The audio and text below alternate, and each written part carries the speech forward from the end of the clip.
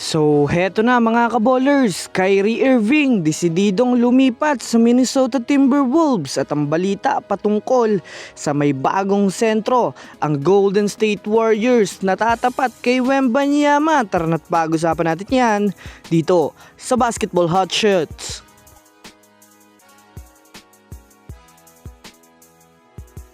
Una nga muna tayong dumako mga kaballers sa balita patungkol sa desidido nga daw si Kyrie Irving na lumipat ng Minnesota Timberwolves.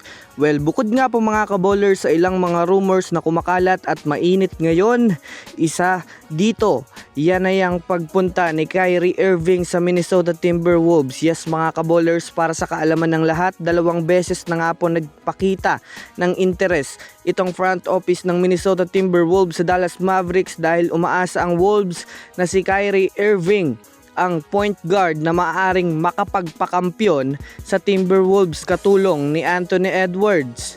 Well, alam naman nga natin na mahina nga talaga ang mga point guard ng Wolves at hindi man lang nito nagagawang mag-step up sa laro kapag nagkataon na ma-check na ang kanilang superstar na si Anthony Edwards. Kumbaga, mga kaballers, kulang nga talaga ang Wolves ng isang high scorer na point guard na makakatulong sa opensa, lalong-lalo na sa mga clutch. Kaya naman masasabi nga natin na si Kyrie Irving nga talaga ang pinaka-fit na player na maaaring kunin ng Wolves dahil maaasahan nito sa pagtala ng puntos, pag-carry ng team sa clutch at higit sa lahat mas mabibigyan ng magandang spotlight ang kanilang mga big man dahil sa mga play na kayang gawin nito.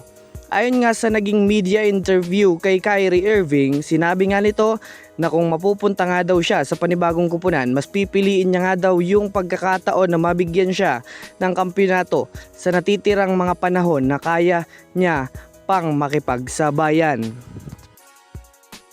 Samantala, pumunta naman tayo mga kaballers sa balita patungkol sa pagkuha ng Warriors ng panibagong higante para sa susunod na season.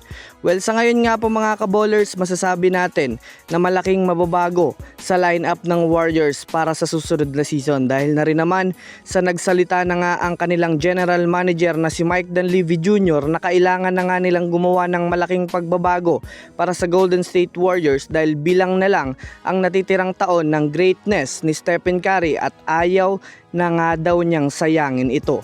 Ibig sabihin, anuman nga pong sitwasyon kapag kailangan na nga nila magtanggal ng player ay gagawin na nga po nila tulad na lamang ng pagpalit nila ng mga second unit dahil alam naman nga natin na hindi na nga ito mga kaballers nagkiklik, ilang season na ang nakalipas.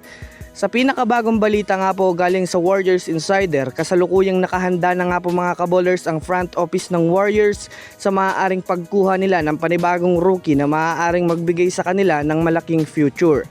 Para sa kaalaman ng lahat, isa sa tinututukan ng GSW ngayon, yan ay ang pagkuha nila sa 7'3" center na si Aday Mara.